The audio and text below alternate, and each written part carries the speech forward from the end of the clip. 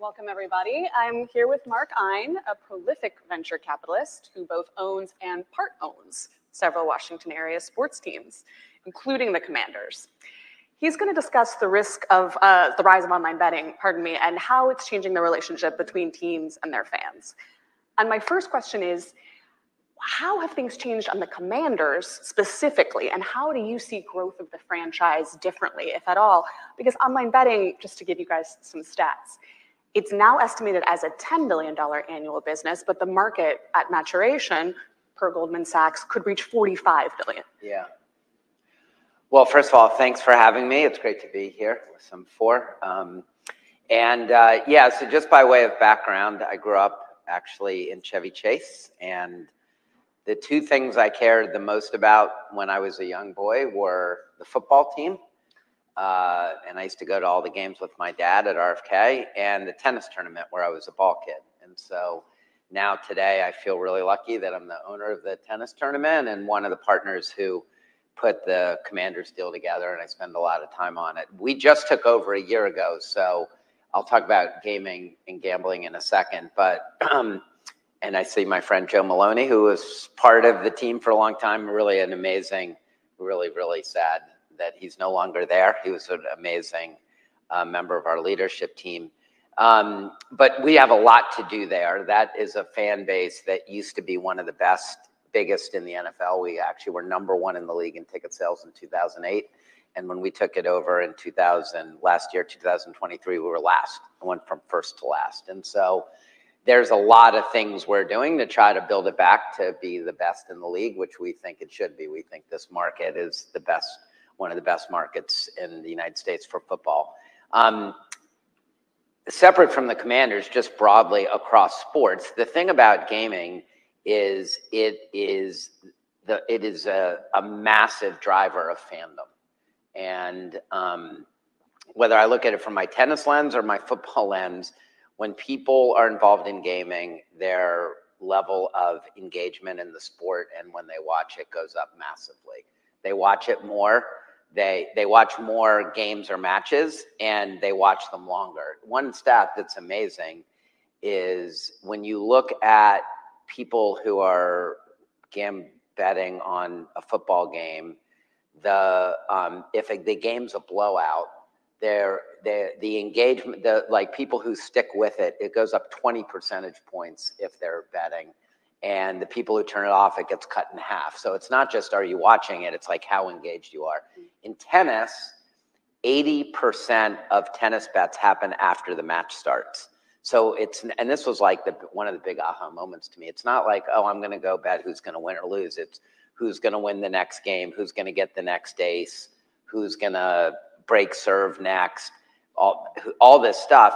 And what you really realize when you think about it is the relationship between sport and gaming it's like entertainment amplification.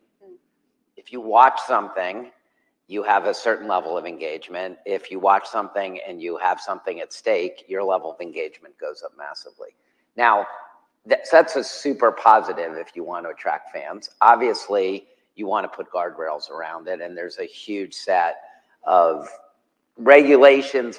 Every league I'm involved in is maniacal about making sure the guardrails are set. And long before this was legal, this was happening in the shadows. And one of the big motivations for bringing it out of the shadows was so that we could have sunlight on it and then put these guardrails around it, which whether it's the tennis tours or the NFL or the teams themselves, everyone is really committed to doing.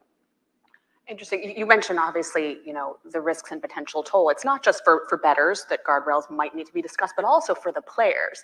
I was particularly struck by a study the NCAA did that said 1 in 3 of their star athletes faces harassment from bettors who are like, you missed that field goal, damn you. How has that affected players in your view? Do you see it as different in pro sports? Because this was a study of college athletes, and what can be done about that? Yeah, so the first, I just want to be clear. This was all happening before gaming was legal. It was actually worse because you couldn't do anything about it. You couldn't see it. It wasn't there. It was totally separate from the teams in the leagues. Now the fact that it's become legal, there's everyone can really work on the guardrails and the protections. It is, I mean, I see it mainly from a tennis perspective. I have a lot of friends who are on tour, and some of them, like the comments they get, they post online because they just want people to see it. It's brutal. But honestly, most of them are trolls who have like 4 followers. And I think when you look at it, it's like anything you do that you're high profile, you're going to get that noise in the system. And I think they're pretty good at blocking it out. But like, again, whether it's the tennis tours, whether it's the NFL, every single NFL team has someone assigned to them to work on this issue. And it's not just during the games, it's at practice facilities, it's in the stadium, it's everywhere. And everyone's really focused on trying to, as I said, put the guardrails around this and protect the players and the integrity of the game. Mm-hmm. To pivot to tennis for a moment, since it's already come up, you've talked before about the importance of repairs to the Rock Creek Tennis Center, to the future of the Mubadala City Open. Yeah. Talk more about that if you can. Give us an update on how things are going with the city and the Park Service, and whether we can expect to all see TFO play next year. We can definitely see Francis here next year. He's the best local kid. Like me, grew up with the tournament being a big part of his life, and now he made the semifinals of the U.S. Open and comes back to town all the time. Yeah, so the tournament's amazing. It's been here for 55 years, since Arthur Ashe helped start it with a vision of putting a tennis tournament at Public Park in 1969. In 1969, all tennis tournaments, for the most part, were in private clubs. The U.S. Open was at a private club, and Arthur said, I'll be part of this tournament as long as you put it in Public Park, and so we put it in Rock Creek Park, which has been a great part of the legacy and really part of the culture of the event. The facility, a permanent stadium, was built with private dollars in 1987, and then handed to the Park Service to maintain, which they really haven't done. And so we've put a lot of lipstick on a pig. So when you come, it looks really good, and it's a really high quality event. I think that people love it. Sold every ticket out for the last 4 years, and it's really become one of the bigger events in the world. But underneath all that, the facility needs repair, and so we're working to try to figure out a path to do that. Do you see that relying on the city heavily? How are things well, going? it's owned by National Park Service. I don't think they have money. I mean, this is a whole you should have a whole separate Semafor conference about the National Park Service, actually, because it's a thing that is really bad. I mean, it's like they're responsible for some of the great treasures in our country, and they have no money to do anything. And so when you go to national park facilities, the physical beauty is incredible, but the facilities are horrible, and the capital deficit is massive. So tennis stadium's going to be low, probably as it should be. So not that different from what we're trying to do at RFK. The idea, and there's a lot of senior people at the Park Service who recognize this, that they need to think about park land different in urban areas than they do in like the great outdoors. Yosemite and Yellowstone's different from things here, is try to find some way to transfer it. And there's a lot of mechanisms, long-term lease or transfer from the Park Service to the city. And then between the city and us, in both cases, we would figure out a way to, in one case, build something, in the tennis facility, renovate what's there. And so we really would like that to happen. Gotcha. Yeah. You mentioned RFK, so that's also a piece of federal legislation that's, up in the air so far this year. There's been small-scale Senate pushback to it. It seems like it might have a shot. Can you update us on, and this is, so folks know, a bill that would essentially allow the commanders to potentially make RFK their home again? Well, it's been a lot harder since Joe Maloney left us. And he was the point guy on this and was doing a great job. But yeah, so we need a new stadium for the Commanders. The one we have is it's not close to what it should be. And so and we're not going to renovate it. We're going to build a new one. The RFK is the spiritual home of the team, but it's one of several options. I would say before you think about a football stadium, I think it's unjust that 180 acres of land controlled by the federal government is sitting in Washington, completely sitting fallow, abused, undeveloped, and no real path to do anything when the district needs it for a lot of things. This is 180 acres, a football stadium with 60.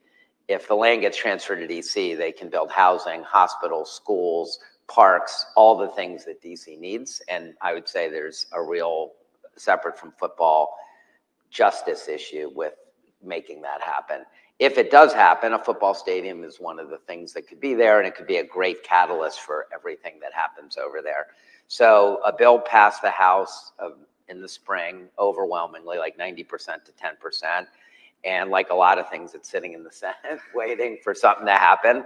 And we think there's massive bipartisan support, but it has to come up and get voted on. And so, you know, with fingers crossed for the city that something can happen before the new Congress, or else, as you know, we have to start over. Fresh. And so we're really hopeful that somehow before that happens, that this does pass. I'm getting very wonky here as a congressional person, but do you think there's a chance like an end of year deal might wrap it up so you wouldn't have to have a separate vote? This isn't my day job, but what I'm told is that there's a hope that at the end of the year, we're not the only, there's tons of stuff piled up. Right. That at the end of the year, there'll be this massive lame duck passage of tons of things. And hopefully this is one. Again, that's just one step in us considering it as a place to build a football stadium. But separate from that, DC should have that land to do something with it. If you go over there, it's spectacular, and it really finishes the city. It's on access from the Lincoln Memorial, Washington Monument, Capitol, and then that. And if you look at what it would do for the city, it would be transformative, and it should happen regardless. With our remaining time, to pivot back to the guardrails aspect that you mentioned early on in the conversation, there has been federal legislation sponsored by Congressman Tonko, a Democrat, but not really any other ideas, and that bill has a limited number of co-sponsors. Do you see this as a federal problem at all to put guardrails on, or something on the state level that should be considered? I honestly, I think less about the legislative guardrails and more about from a team and league perspective. And I can't emphasize enough, whether it's tennis or football, how much focus making this safe is. It just can't. And actually, I'm even deeper and been in tennis longer. Tennis is interesting because tennis globally is probably the fourth, fifth, sixth, depending, most popular sport. It's the second most bet on sport. In the United States, it's probably the 7th, 8th, 9th most popular sport to watch, and it's the 4th most popular betting sport. And a lot of it is because what I said, it has so many events that it leads to that. And there's matches all over the world. So wherever you are in the world, you can, after dinner, go and look on a screen and find a match somewhere in the world to bet on. So it lends itself to that. But it's also the downside, just to put sunlight on it, is because a lot of the bets aren't even about winning and losing. It's just a point. It could be subject to manipulation. And, you know, it's kind of amazing, given the amount of players and amount of matches, how massively and frequently something happens. But it does once in a great while. And the sport is just maniacal about eliminating it to the extent possible or minimizing it. And so, like when our tournament, we get a list of a couple hundred people who aren't allowed on the grounds because they're known globally to be people who come and try to interfere and gamble.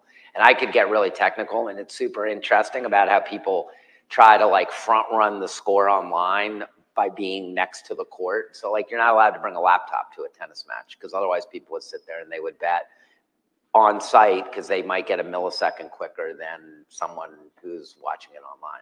So there's all kinds, there's so much. And I was on the board of the USTA for 6 years, and they came and showed us the outfits that some of these 200 people use to try to get in. They literally have full rubber heads to disguise them. And so, but what's really impressive is how much resources and focus go into protecting it. It's really a big deal, and how much education goes into the athletes.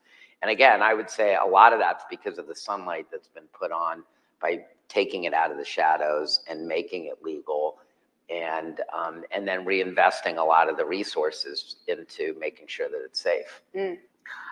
That's an amazing series of tidbits you just outlined about tennis. Do you think there's a benefit to more like cross-sport collaboration on ways to make that happen? Yeah, there is, and it's at the federal, it's at all levels. The sport, they have their informal working groups where they share best practices. It happens with the regulators, with the governments at all levels.